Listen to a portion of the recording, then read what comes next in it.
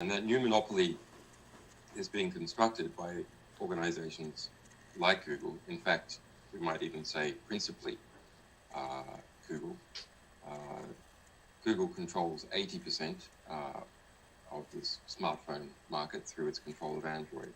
And if you control the device itself that people use to read, then anything that they connect to through that device, you have control over as well. If we look forward into next year, Google has written a book about this when Google met WikiLeaks. Google has gotten into bed with the Obama administration in a very significant way. It is the company that visits the White House more than any other, averaged once per week in the last 4 years. It is directly engaged in Hillary Clinton's campaign. The chairman of Google, Eric Schmidt, set up a company to run the digital component of Hillary Clinton's campaign. At the same time, Google has enmeshed itself into traditional US state power.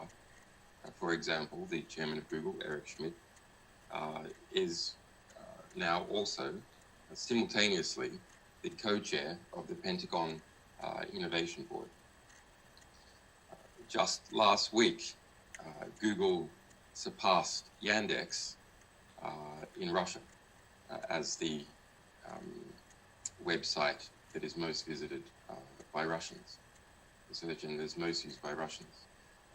Now, in that book and an online essay that I produced called Google is Not What It Seems, you can search for that, I show how the front page of Google was used to promote John Kerry's call for the bombing of Syria back in 2013. At an institutional level, Google decided to buy into that project. Similarly, in the Hillary Clinton emails that they've released, 32,000, there's emails from Jared Cohen, who is the head of Google Ideas, effectively Google's foreign policy internal think tank, if you like, Google's internal State Department, who himself worked for Hillary immediately before coming to head up Google Ideas back in early 2009. That email to Hillary Clinton speaks about how Google has entered into a secret partnership with Al Jazeera in order to encourage Syrian defectors from the Syrian state by creating a visualization, a defection tracker to encourage others to come forward. Google keeping its name off, the State Department's keeping its name off, presented in this case by Al Jazeera. So we should understand that that Google, which has increasing control over distribution channels, increasing control over the very devices that people are using to read, and is integrating many other media assets, for example, YouTube, Gmail.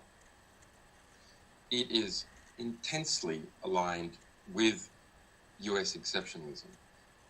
Personally, at the top, aligned with Hillary Clinton's election campaign, and almost certainly, once Hillary Clinton becomes president, those people in Google, like Jared Cohen, will be placed into positions around the new Clinton presidency, further enmeshing the White House and Google, the core of Washington power, and Google.